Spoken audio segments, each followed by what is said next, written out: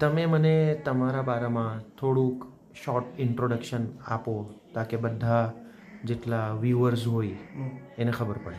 Assalamu alaikum. My name is Baldiwala Ali Abbas Ahmad Ali. I have completed my BE Electrical Engineering from SVIT Vasal. I belong to Alvivora community. Right now हमारा 45th માં આવ્યું મતલબ સૈયદના હાતિમ ઝકીઉદ્દીન સાહેબ છે અને એ એમની બધી સ્પીચમાં focus આપતા હોય છે હાયર એજ્યુકેશન માટેનું.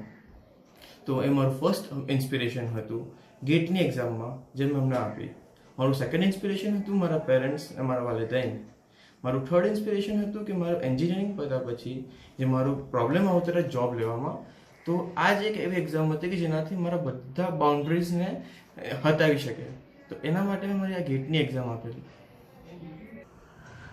જી, તો તમે બીઈ કીધું અને બીઈ કમ્પ્લીટ કીધા બાદ ગેટની એક્ઝામિનેશનને વાસ્તે કઈ તરહની તમે તૈયારી કીધીને કેમ કરવી જોઈએ આપ જરા સમજાવશો?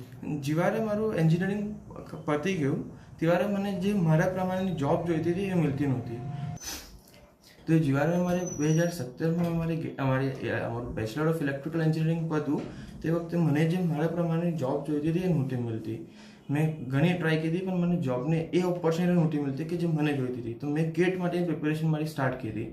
મેં તકરીબન 1.5 યર્સની પ્રિપેરેશન કરી, જેમાં મેં 8 મંથ્સની મારી જોબને સાથે અમારે 8 આર્ટની જોબ હતી એની સાથે મેં મારી પ્રિપેરેશન કરેલી છે.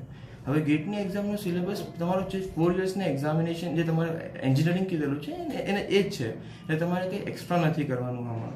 બસ ખાલી તમારું જે કોમ્પિટિશન છે એ ઓલ ઓવર ઇન્ડિયા છે. આ ગેટની એક્ઝામ એ છે કે જે તમારે સેન્ટ્રલ ગવર્મેન્ટ અને PSUમાં તમારે ક્લાસ 1 ઓફિસરની પોસ્ટ આપે છે. ઓર એલ્સ ઇફ તમારે માસ્ટર્સ કરવું હોય from reputed college of India, એના માટે બહુ બેનિફિશિયલ છે. તો હવે આપની જમાતના યંગસ્ટર્સને વાસ્તે જે લોકો એન્જિનિયરિંગની ડિસિપ્લિન પરસ્યુ કરે છે, તો એ તમામ યંગસ્ટર્સને વાસ્તે લાસ્ટમાં આપ શું મેસેજ સમઅપ કરીને આપવા માંગો છો?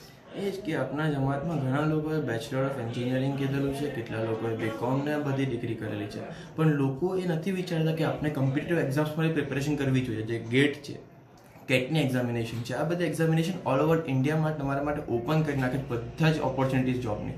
પણ આપણા લોકો એવું વિચારે છે કે નહીં, મને જે જોબ મળે કે જે કોલેજમાં માસ્ટર્સ મળે એ કોલેજમાં લઈને એ જોબ ચાલુ રાખે છે કે ના આ એક્ઝામ્સમાં મારાથી કંઈ નહીં થાય. એવું નથી. બધા લોકો જે સ્ટુડન્ટ્સ જે અચીવ કરતા હોય છે નોર્મલ સ્ટુડન્ટ્સ જ હોય છે. બસ એમની ડેડિકેશન એવી હોય છે કે એક અચીવમેન્ટ કરવાનું છે, એક ડેડિકેશન હાર્ડવર્ક હોય. બસ થોડી મહેનત કરો. એવું નથી કે તમારે કંઈ આખો દિવસ બુક્સ લઈને પડી રહેવાનું છે. ના, તમે થોડું તમારો ટાઈમ મેનેજમેન્ટ કરો, ટાઈમ આપો, સોશિયલ ગેધરિંગ્સમાં જાઓ.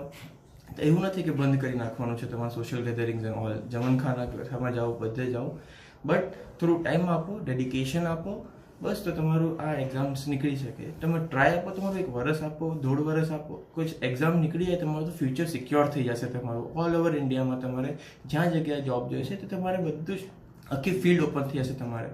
સો apply for examinations. It's not like કે examinations are made for only toppers or scholars. The students which are normal students can easily achieve in this examination. The only key in this competitive examination is dedication, hard work and consistency. શુક્રિયા, શુક્રન લગો. Shukriya.